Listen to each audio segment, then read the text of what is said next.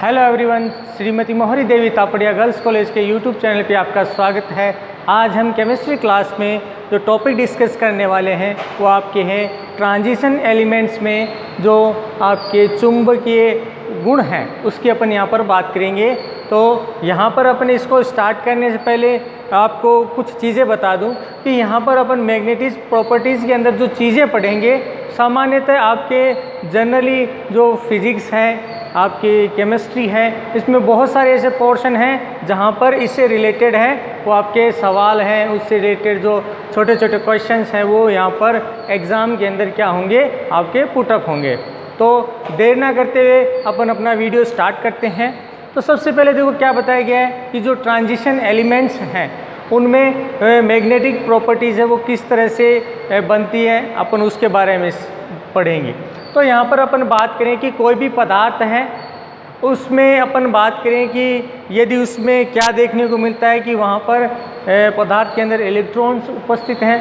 तो हमें जनरली ये पता है कि यदि कोई इलेक्ट्रॉन है किसी चुंबकीय क्षेत्र में रखा जाता है तो चुंबकीय क्षेत्र में वो मुख्यतः दो तरह से गति करता है। एक अपन कहें कि वो अपने एक्स पे चक्रण भी कर रहा है, या यूँ कह दें कि उसमें दो तरह की जो कक्ष, एक तो कक्षीय गति हो गई और दूसरी उसमें चक्रण गति उसमें पाई जाएंगी। अब यहाँ पर क्या बताया गया है कि इस गति के कारण क्या है कि जो पदार्थ है उसमें कुछ मात्रा के अंदर क्या आ जाते हैं, आपके चुंबकीय गुण आ जाते हैं। अपन यूँ कह सकते हैं कि जो पदार्थ है वो किस आपके एक छोटे चुंबक की तरह क्या करने लग जाता है, अपना व्यवहार प्रदर्शित करने लग जाता है। और ऐसे जो गुण हैं उनको अपन कहेंगे कि ये जो गुण आया है ये मुख्यतः इनके जो गति इनमें पाई जाएगी उसके आधार पर बोला जाता है। तो मतलब कोई इलेक्ट्रॉन है वो अपने कक्षीय गति भी कर रहा है, चक्रण गति भी कर रहा है, उसके फलस्वरूप यदि उसमें चुंबकीय गुण आ जाता है तो वो भी क्या करेगा, चुंबक की तरह व्यवहार करेगा।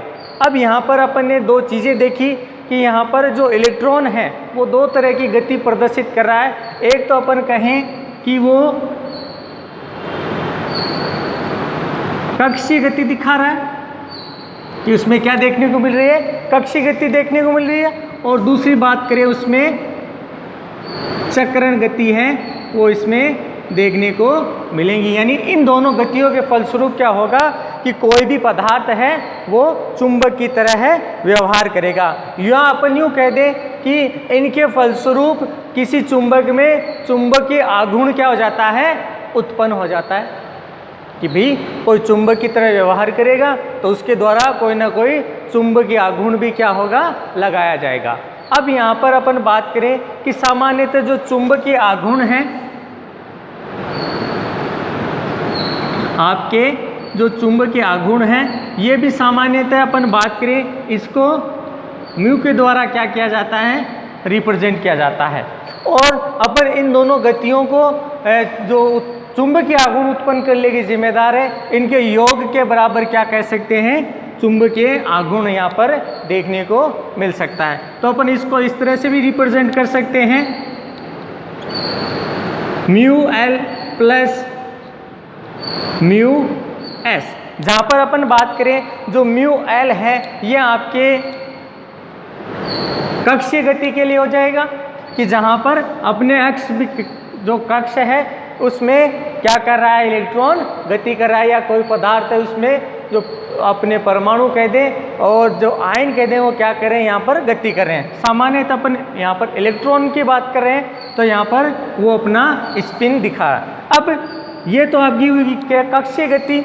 दूसरी यहाँ पर बात करते हैं कि वो क्या साथ में प्रदर्शित करता है, चक्रण गति भी यहाँ पे प्रदर्शित करेगा और इसके फलस्वरूप क्या उत्पन्न होगा, गति के कारण चुंबकीय आघूर्ण यहाँ पर देखने को मिलेगा।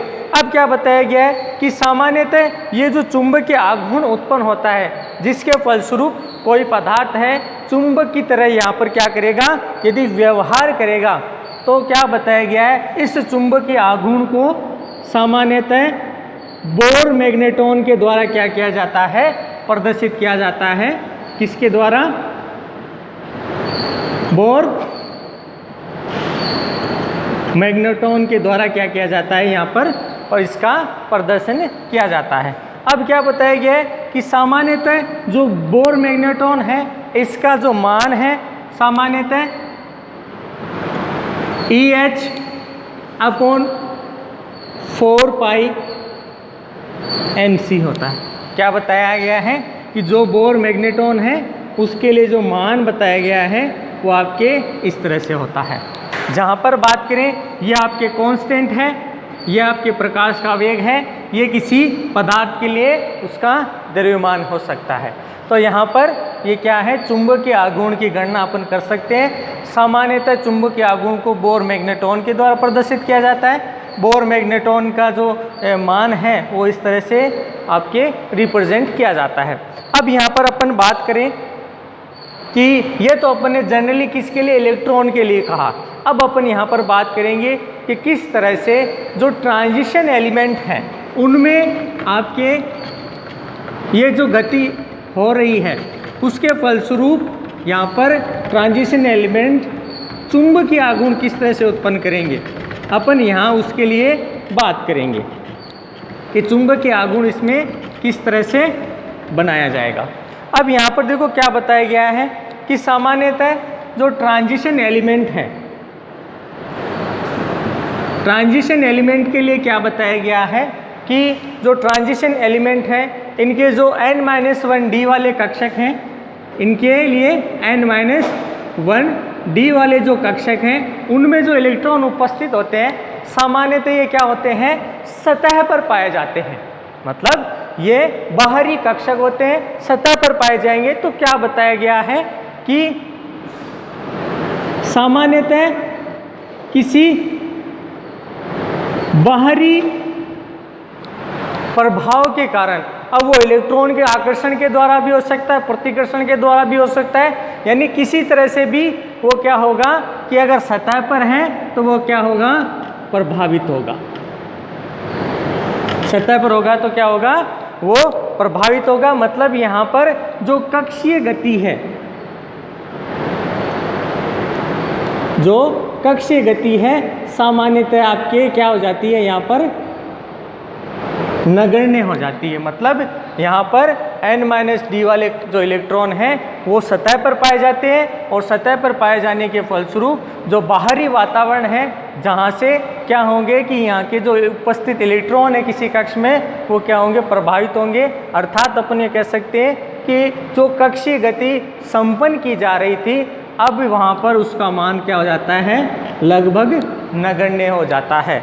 और क्या बताया गया है, सामान्यतः जब इसका मान नगण्य होगा अर्थात अपन यूँ कह सकते हैं कि यहाँ पर किसका मान कम हो गया, म्यू एल के लिए मान कम हो जाता है। किसके लिए मान कम होगा, म्यू एल के लिए, यानी कक्षीय गति आपके शून्य हो रही है। तो क्या बताया गया कि इलेक्ट्रॉन के लिए सामान्यतः जो गति संपन्न होगी, अब किसके लिए बात करें, इलेक्ट्रॉन के लिए सामान्यतः अब जो गति होगी वो कौन सी होगी, स्पिन वाली, यानी अपन कह सकते हैं चक्रण गति क्या की जाएगी, यहाँ पर संपन्न होगी और उसके फलस्वरूप यहाँ पर चुंबकीय आघूर्ण है वो उत्पन्न किया जाएगा। अर्थात अपन यहाँ कह सकते हैं यहाँ पर म्यू एस है वो आपके देखने को मिलेगा। अब क्या बताया गया है, सामान्यतः जो संक्रमण तत्व हैं, ये संक्रमण तत्व आपके जो यौगिक बनाए जा रहे हैं, सामान्यतः अपने को पता है कि इनमें जो संक्रमण यौगिक हैं उनमें आपके उप सहसंयोजक यौगिक बनाए जाते हैं। कौन से बनाए जाते हैं, आपके उप सहसंयोजक यौगिक यहाँ पर बनाए जाएंगे। और इनके लिए जब अपन बात करें कि इनके लिए जो चुंबकीय आघूर्ण है क्या बताएं, अब इनके लिए जो चुंबकीय आघूर्ण है उसकी गणना एक सूत्र के द्वारा की जाती है जिसको अपन निम्न प्रकार लिख सकते हैं, mu equal to √n+2 Bm, जो अभी अपने एक्सप्लेनेशन किया था बोर मैग्नेट्रॉन है उसके रूप में यहाँ पर प्रेजेंट किया जाता है और इस आधार पर क्या किया जाता है, चुंबकीय आघूर्ण की गणना की जाती है। जहाँ अपन यहाँ पर बात करें n के लिए तो ये अयुग्मित इलेक्ट्रॉन की संख्या है। क्या बताया गया है कि यहाँ पर जो n है वो क्या है, अयुग्मित इलेक्ट्रॉन की संख्या है। मतलब जो अपने ट्रांजिशन एलिमेंट ले रहे हैं उसके अंदर जो अयुग्मित कक्षक है, मतलब उन पे जितने इलेक्ट्रॉन उपस्थित हैं ये उनकी संख्या है कि भाई कितने इलेक्ट्रॉन यहाँ पर प्रेजेंट है। उसके आधार पर क्या किया जाता है, चुंबकीय आघूर्ण की गणना की जाती है। अब क्या बताया गया है कि सामान्यतः कोई भी पदार्थ है यदि वो चुंबकीय गुण प्रदर्शित करता है तो अपन यूँ कह सकते हैं कि उसको चुंबकीय क्षेत्र रखने पर सामान्यतः उसमें चुंबकीय गुण आ जाते हैं और चुंबकीय गुण के आधार पर क्या बताया गया है कि जो पदार्थ है सामान्यतः आपको 3 प्रकार के यहाँ पर पदार्थ हैं वो देखने को मिलेंगे और सामान्यतः जो काम में आने वाले जिनका एक्सप्लेनेशन बहुत ज़्यादा अच्छे से होता है उसके लिए आपके 2 तरह के ही काम में आएंगे। तो अपन यहाँ पर पहले बात कर ली, पहला होता है आपके इसमें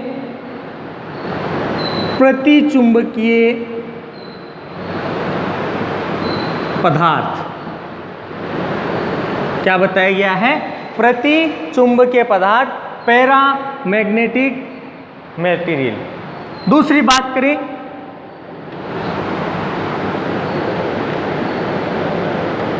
अनुचुंबकीय पदार्थ।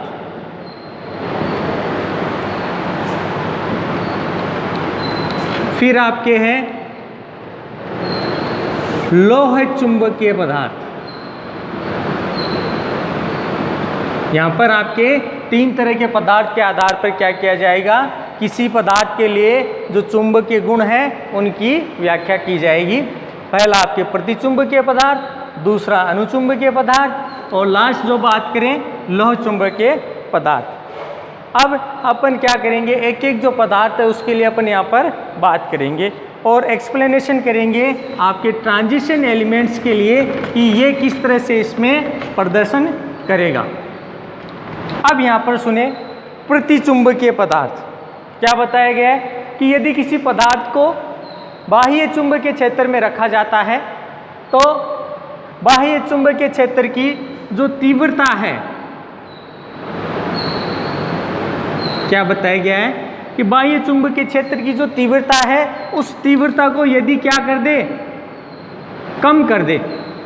क्या बताया गया है कि यदि किसी पदार्थ को बाह्य चुंबकीय क्षेत्र में रखा जाता है और बाह्य चुंबकीय क्षेत्र में रखने के फलस्वरूप उसकी तीव्रता को क्या कर देता है, यदि कम कर देता है तो ऐसे पदार्थ प्रतिचुंबकीय पदार्थ कहलाते हैं। और पदार्थ का यह गुण आपका प्रतिचुंबकत्व कहलाता है। पदार्थ का यह गुण क्या कहलाएगा, प्रतिचुंबकत्व इसमें कहलाएगा। और यहाँ पर जो मुख्यतः घटना होती है उसके लिए क्या बताया गया है कि ऐसे पदार्थ हैं जो चुंबक के द्वारा जो बल रेखाएं हैं वो उस पदार्थ के पास से जब गुजरती हैं तो वो उनको क्या करता है, दूर हटाने का काम करता है। दूर हटाने का मतलब है कि जैसे निकटतम गुजरती है अब वो उसके दूर हटते हुए चुंबकीय बल रेखाएं निकलेंगी। किस तरह से, अपन इसको एक डायग्राम से एक्सप्लेन करेंगे कि चुंबकीय पदार्थों में किस तरह से जो बल रेखाएं हैं वो गुजरती हैं। तो अपन ने अभी कहा कि ये क्या करेंगे, चुंबकीय बल रेखाओं को हटाएंगे। तो यहाँ पर ये अपना कोई पदार्थ है,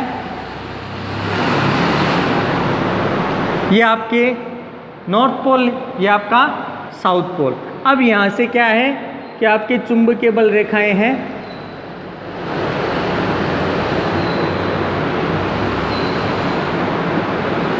वो क्या कर रही है, इसके पास से गुजर रही हैं और ये क्या कर रहा है, चुंबकीय बल रेखाओं को अपने से दूर हटाने का काम करता है।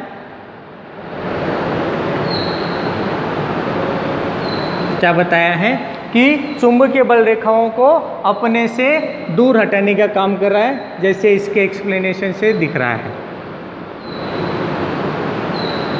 कि यहाँ पर चुंबकीय बल रेखाएं इसके पास से ना गुजरकर या इसके अंदर से ना गुजरकर क्या करेगी, इससे दूर हटेगी। अब क्या बताया गया है कि जो ऐसे पदार्थ हैं या जो यौगिक हैं उनमें क्या बताया गया है कि या तो परमाणु हो या कोई आयन हो, तो ये क्या करेंगे, अपनी गति के फलस्वरूप इसमें इस तरह का एक्सप्लेनेशन दिखाएंगे। यहाँ पर अपन बात करें कि मान लो कि जो प्रतिचुंबकत्व है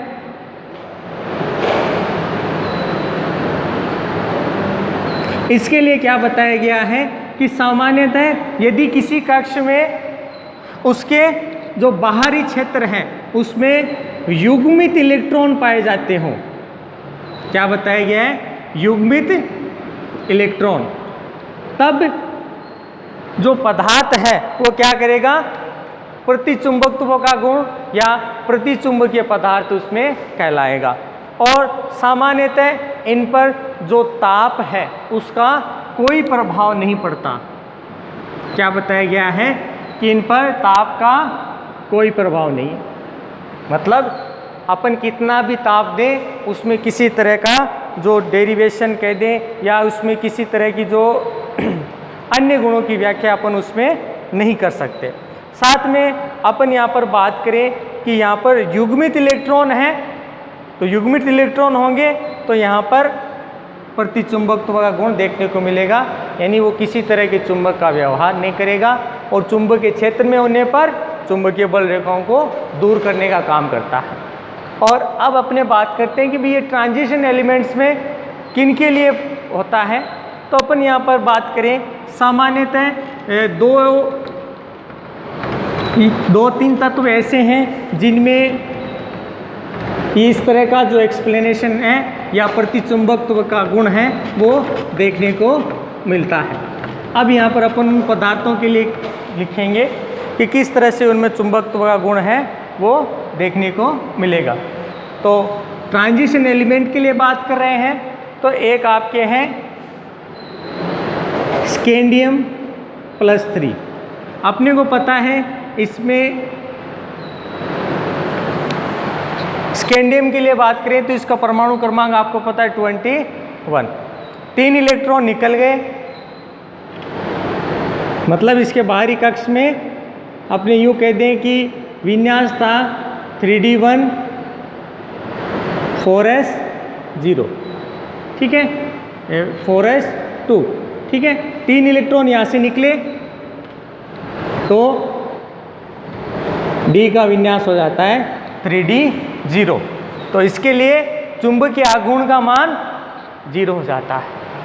इसी तरह से एक दो और एलिमेंट हैं जैसे Ti+4, इनके लिए भी बात करें तो यहाँ पर D0 विन्यास हो जाता है। इसी तरह से बात करें वेनेडियम के लिए ये स्थिति होती है, तो यहाँ पर भी आपको क्या देखने को मिलेगा 3d0।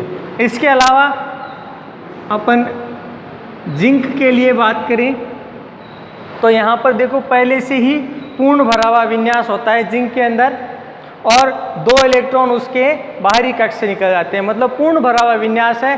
तो क्या बताया गया है, वहाँ पर भी सारे इलेक्ट्रॉन कैसे होंगे, युग्मित होंगे और युग्मित होने के फलस्वरूप क्या होगा, इनके लिए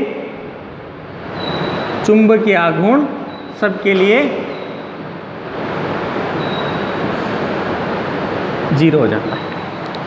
तो क्या बताया गया है, ऐसे पदार्थ क्या कहलाएंगे, आपके प्रतिचुंबकीय पदार्थ, प्रतिचुंबकत्व का गुण रखते हैं, ठीक है। तो अपने जो फर्स्ट इसका जो पार्ट था इसमें अपन ने देखा कि ट्रांजिशन एलिमेंट्स में जो प्रतिचुंबकीय पदार्थ हैं वो किस तरह से गुण रखते हैं। मेन आपको ये चीज़ है कि ट्रांजिशन एलिमेंट्स के लिए एक चीज़ ध्यान में रखनी, या तो डी कक्षकों में इलेक्ट्रॉन का युग्मन हो जाए, एक तो ये, या फिर डी कक्षकों में इलेक्ट्रॉन उपस्थित ना हो। तो यहाँ पर जैसे पदार्थ आएंगे वो कैसे होंगे, प्रति चुंबकत्व वाले पदार्थ यहाँ पर देखने को मिलेंगे। अब बात करते हैं नेक्स्ट, इसमें जो सेकंड है अनुचुंबकीय पदार्थ। अब बात करेंगे अपन सेकंड,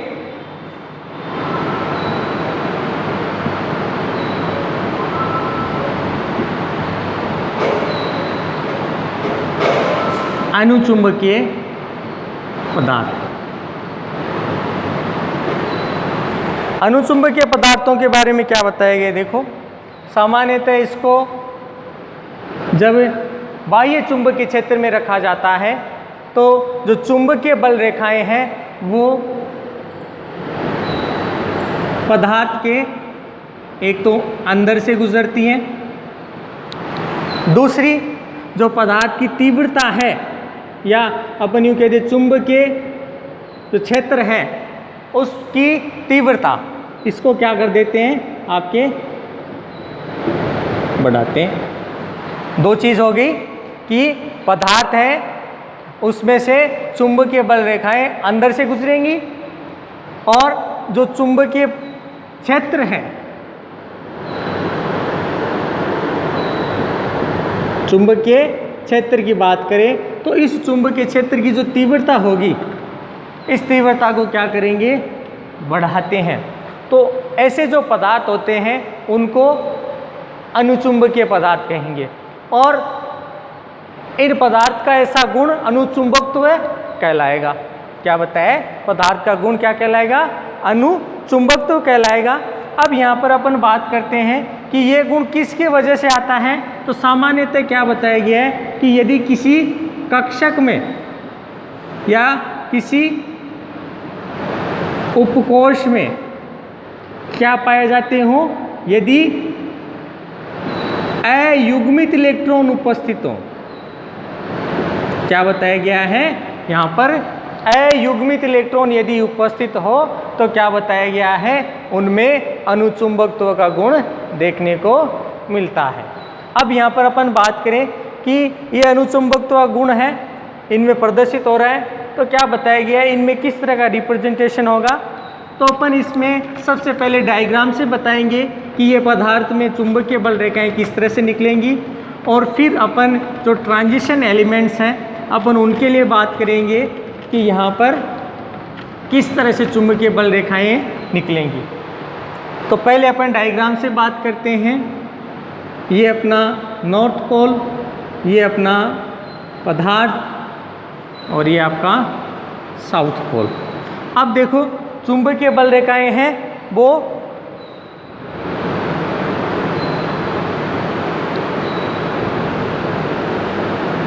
इस तरह से,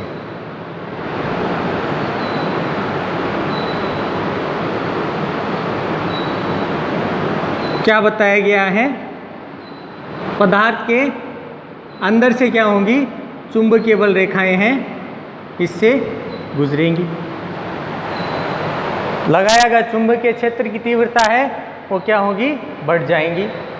तो पदार्थ का यह गुण अनुचुंबक तो कहलाएगा। पैरा मैग्नेटिक मूवमेंट कहलाएगा। अब यहाँ पर क्या बताया गया है कि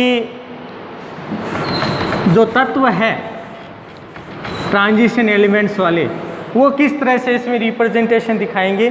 तो उनके लिए देखो क्या बताया गया है कि सामान्यतः जो अनुचुंबकीय पदार्थ हैं उसमें जो डी वाली श्रेणी वाले जो तत्व हैं अपन उनकी बात करेंगे कि किस तरह से। तो यहाँ पर अपन कह दें कि जो चुंबकीय आघूर्ण है क्या किया जाएगा, पदार्थ द्वारा चुंबकीय आघूर्ण प्रदर्शित होगा। और अपन ने थोड़ी देर पहले कहा कि भी चुंबकीय आघूर्ण हैं तो इसको गणना अपन किस तरह से करेंगे। तो क्या बताया गया है, n+2 Bm के रूप में यहाँ पर इसकी गणना की जाएगी। अब अपन विभिन्न तत्वों के लिए जो चुंबकीय आघूर्ण है उसकी यहाँ पर गणना करते हैं कि किस तरह से जो तत्व है वो चुंबकीय आघूर्ण प्रदर्शित करेगा। तो ट्रांजिशन एलिमेंट्स में सबसे पहले अपन बात करते हैं स्कैंडियम के लिए। तो अभी अभी अपन ने अनुचुंबक तो जो पदार्थ देखे थे ये अनुचुंबक की तरह व्यवहार करता है, युग्मित इलेक्ट्रॉन होते हैं और चुंबकीय आघूर्ण इसके लिए क्या हो जाता है, 0 हो जाता है। तो चुंबकीय आघूर्ण का मान भी 0, अयुग्मित इलेक्ट्रॉन 0। अब यहाँ पर बात करते हैं टाइटेनियम के लिए। तो यहाँ पर देखो टाइटेनियम के लिए बात करें +3 अवस्था होगी। तो यहाँ पर क्या बताया गया है, कितने अयुग्मित इलेक्ट्रॉन उपस्थित हैं, 1 अयुग्मित इलेक्ट्रॉन उपस्थित है। तो अपन यूँ कहते हैं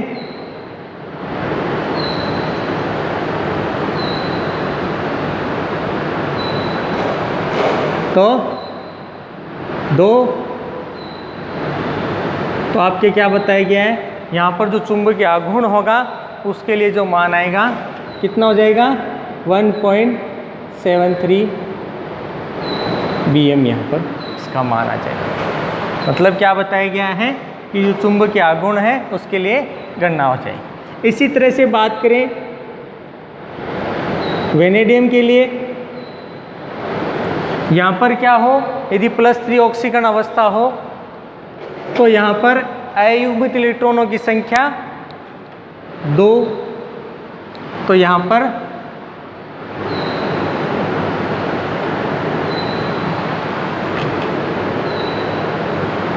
तो आप क्या आ जाएगी 2.82 या 83 के आसपास इसमें ये मान आता है। मतलब क्या बताया गया है कि इन पदार्थों में यदि अयुग्मित इलेक्ट्रॉन उपस्थित हैं तो क्या करेंगे, अनुचुंबकीय पदार्थ की तरह है ये व्यवहार करेंगे। इसी तरह से बात करें जो मैग्नीज है, सामान्यतः इसमें +2 ऑक्सीकरण अवस्था हो। तो यहाँ पर देखो क्या बताया गया है कि जो मैग्नीज है उसके लिए आपका विन्यास है 3d5 होता है। मतलब 5 अयुग्मित इलेक्ट्रॉन अधिकतम यहाँ पर उपस्थित होते हैं। ठीक है, अपने 2-3 के लिए देख लिया, अब जो मैक्सिमम है उसके लिए बात करते हैं। तो क्या बताया गया है कि इसके लिए जब गणना की गई तो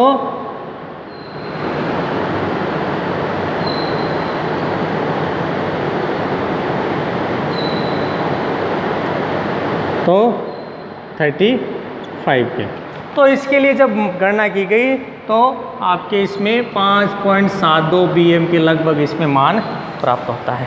तो क्या बताया गया है कि ट्रांजिशन एलिमेंट्स हैं उनमें अयुग्मित इलेक्ट्रॉन उपस्थित होते हैं और जितने अयुग्मित इलेक्ट्रॉन उपस्थित लगातार होंगे उतना ही चुंबकीय आघूर्ण है क्या देखने को मिलता है। जिसमें अपन बात करें कि जो टाइटेनियम है, वेनेडियम है, इनमें तो जो ऑक्सीकरण अवस्था वाले हैं उनमें अयुग्मित इलेक्ट्रॉन जैसे जैसे बढ़ेंगे चुंबकीय आघूर्ण बढ़ेगा। अधिकतम चुंबकीय आघूर्ण आपके मैग्नीज के द्वारा प्रदर्शित किया जाता है। इसके बाद वाले जो तत्व हैं उनमें धीरे धीरे क्या हो जाता है, युग्मन स्टार्ट हो जाता है और जैसे जैसे उनमें युग्मन स्टार्ट होगा तो उसके फलस्वरूप क्या होगा, चुंबकीय आघूर्ण का मान कम होता चला जाता है। यानी अपन यूँ कहें कि जो अपने कॉपर है उसमें अयुग्मित इलेक्ट्रॉन की संख्या वापस क्या हो जाती है, 1 हो जाती है और फिर क्या है कि उनमें चुंबकीय आघूर्ण का मान जो टाइटेनियम की जो प्राप्त हुआ था उतना ही लगभग आ जाता। मतलब जितना शुरुआती तत्वों के अंदर चुंबकीय आघूर्ण देखने को मिलता है, अंतिम वाले जो तत्व हैं आपके इसी आवर्त के अंदर उसमें ये आपको देखने को मिलेगा। अधिकतम मैग्नीज के लिए आपका चुंबकीय आघूर्ण होगा। ठीक है, तो मेरे हिसाब से आपको अनुचुंबकीय पदार्थ है उनका एक्सप्लेनेशन अच्छे से समझ में आया होगा। एक और बच गया, वो अपन अपने अगला वीडियो आएगा उसमें इसमें करेंगे।